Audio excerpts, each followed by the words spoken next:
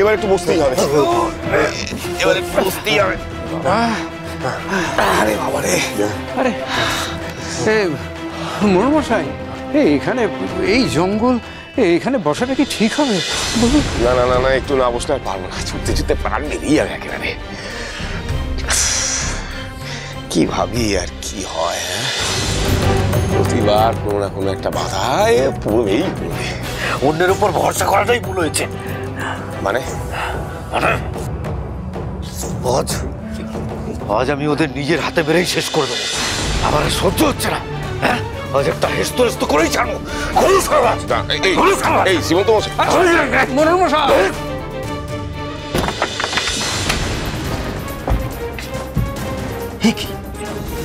কোথায় গেল ওরা? ঘরটা একদম খালি।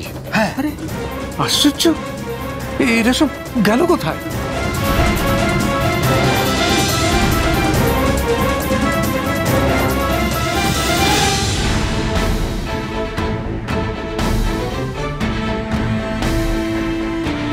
আচ্ছা, আপনি কি করছেন আমাদেরকে একটু বলবেন? আমি একটু নিশ্চিন্তে পরমেশ্বরীকে নিয়ে পান্থশালায় ঘুমোচ্ছিলাম, আর আপনি এরকম হন্তদন্ত হয়ে আমাদের সবার ঘুম ভাঙিয়ে কোথায় যাচ্ছেন আমাকে বলবেন একটু? এই চা কি হলো?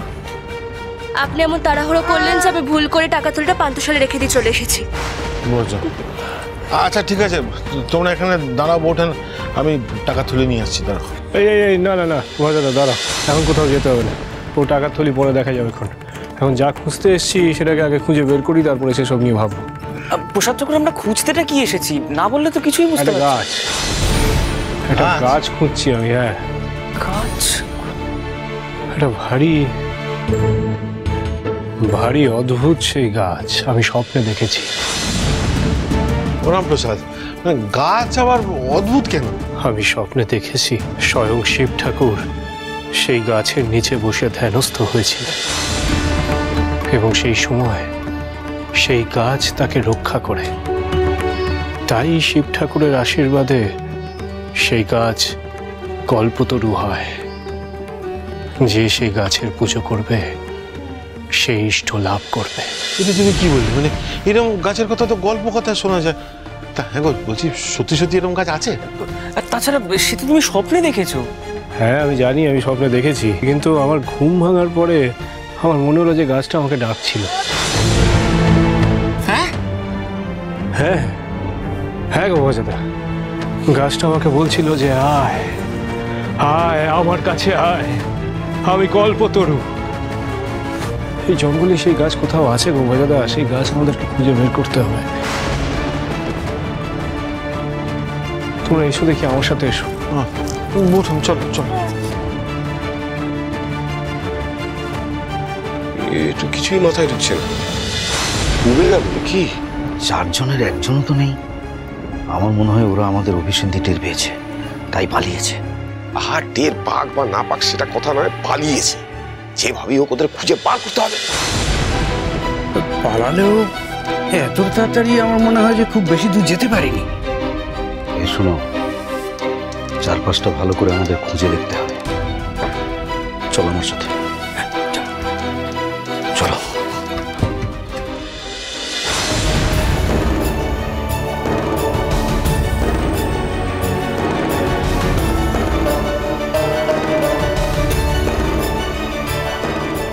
কই সে গাছটা এখনো খুঁজে পেলাম না। আর এদিকে ওই পান্থশালা ফেরার পথ আমরা হারিয়ে ফেলেছি। আশপাশে তো কাউকে দেখছি না যাকে একটু জিজ্ঞেস করতে পারবো। আচ্ছা বলছিলাম কি, আমরা একটু কোথাও বসে জিরিয়ে নিলে হয় না? মানে সারাটা রাত ধরে তো শুধু হেঁটেই এলাম, তারপর এখন ভোর হতে চললো।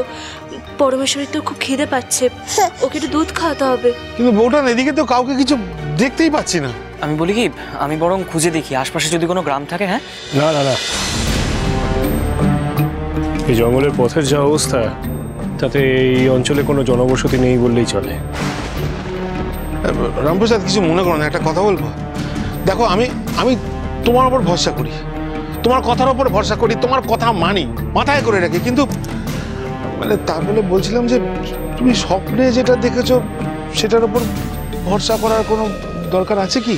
না, নেই তো। কোনো কিচ্ছু ভরসা নেই। তো তবু আমার মন বলছে যে আমি যা দেখেছি তা মিথ্যা নয়। এমন স্বপ্ন যখন আমি দেখেছি তার নিশ্চয়ই কোনো কারণ আছে, এমনি এমনি তো দেখিনি। না না, আমি বলছিলাম যে দেখো রামপ্রসাদ, বলছিলাম কিন্তু আমি তোমাকে বলছি যে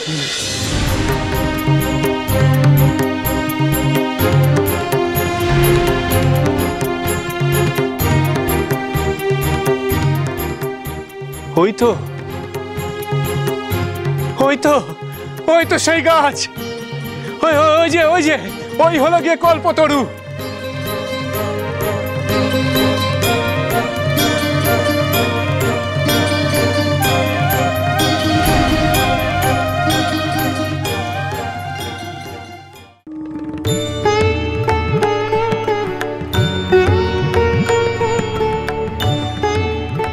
রামপ্রসাদ, বলছি এই গাছটাই কল্পতরু গাছ, তুমি নিশ্চিত? হ্যাঁ হ্যাঁ ভজদা, হুবহু এই গাছই আমি আমার স্বপ্নে দেখেছিলাম। এইখানে বসেই স্বয়ং শিব ঠাকুর ধ্যানস্থ হয়েছিল। এই গাছ পবিত্র, কত মানুষ নিজেদের মানতের ঢিল বেঁধে গেছে এখানে। হ্যাঁ সর্বাণী, কল্পতরু বৃক্ষের কাছে যা চাওয়া হয় তাই পাওয়া যায়। প্রসাদ ঠাকুর সত্যি সত্যি এমনটা হয়? বিশ্বাসে মিলায় বস্তু। এসো এসো, চলো চলো তাড়াতাড়ি আসো।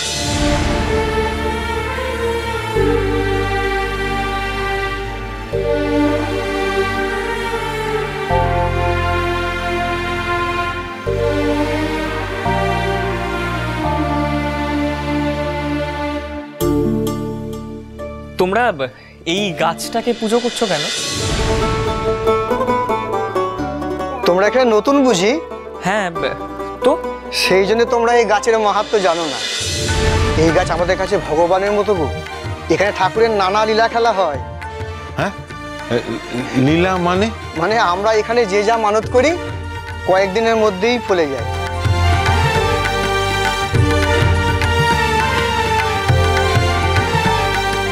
ও মানে যা চাও তাই পাও? হ্যাঁ ঠিকই তো। পড়াশোনায় কোনো সন্তান হচ্ছিল না, এখানে মানত করলো, তারপরেও সন্তান পেল।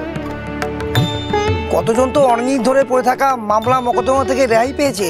অনেকে তো আবার ভিখারির দশা থেকে একবারে রাজা হয়ে গেছে।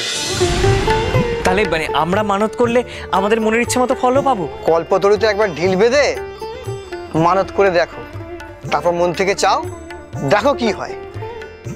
বলছি তাহলে আমাকে একটা ঢিল দিন না, বেঁধে দেখি। হ্যাঁ করে দুঃখী, ওইভাবে কিছু হবে বলে আমার মনে হয় না। কেন, ওনারা বলছেন যে হবে? বলছি রামপ্রসাদ, একবার চেষ্টা করে দেখি, একবার বেঁধে দেখি না, যদি ফলে। ভজদা, কর্মফল বলেও তো একটা ব্যাপার আছে নাকি? গাছে কি আর এমনি এমনি ফল ফলে গো? মানুষ তার কর্মের দ্বারা ফল লাভ করে। কি যে কঠিন কঠিন কথা বলো না তুমি প্রসাদ ঠাকুর, কিছুই বুঝতে পারি না। মোদ্দা কথাটা শোন, তুই কর্ম করে যা, ফলের আশা করিস না। তুই যেমন কর্ম করবি ঠিক তেমনই ফল লাভ করবি। এ দেখ না, আমি নিজের চোখে দেখেছি সেই স্বপ্নে যে এই স্থানে বসে শিব ঠাকুর সাধনা করেছিলেন, আর সেই সময় এই গাছ তাকে রক্ষা করে। নিজের কর্মফল দ্বারা এই গাছ কল্পতরু হয়েছে। কি যে বলেন ঠাকুর! কেন, আমার কথা বুঝি তোমাদের বিশ্বাস হলো না? আমাদের কপাল জোরে এই পবিত্র গাছকে পেয়েছি গো। এখানে কর্মফল টলের কোনো জটিল বিষয় নেই।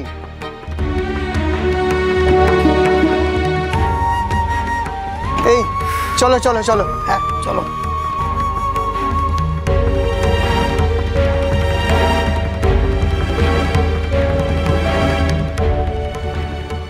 ওনাদের বিশ্বাস আপনার কথা বদলাবে না।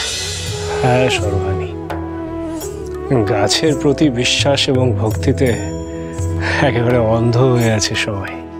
কিন্তু আপনি যখন এই কল্পতরু গাছ নিয়ে স্বপ্ন দেখেছেন, তখন নিশ্চয়ই এর পেছনে কোনো কারণ আছে।